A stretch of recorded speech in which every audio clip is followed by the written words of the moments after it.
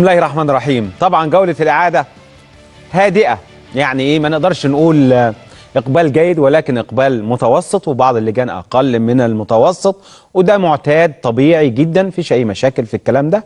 وإحنا قلنا من الأسبوع اللي فات برلمان خلاص اتعمل، فمش مشكلة، ما عندناش أي مشاكل خالص. برلمان خلاص اتعمل، برلمان خلاص اتعمل، برلمان خلاص اتعمل، فمش مشكلة، ما عندناش أي مشاكل خالص.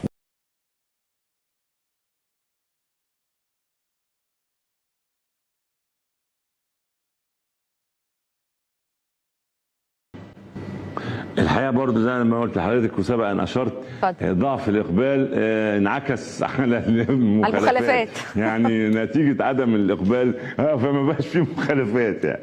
فهو يعني منين التجاوزات هتيجي ومنين المشادات، وهي الامر يعني العمليه هاديه جدا يعني.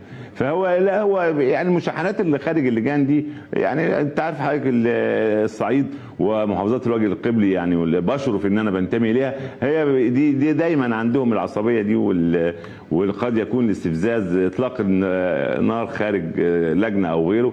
يعني دي لا تعني ان الامور كانت خرجت عن اطارها، يعني بتبقى وقائع فرديه ووقائع بسيطه، ولكن في المجمل مفيش اي وقائع ولا تجاوزات ولا خروقات ولا ناخبين. سلام، فرحان قوي.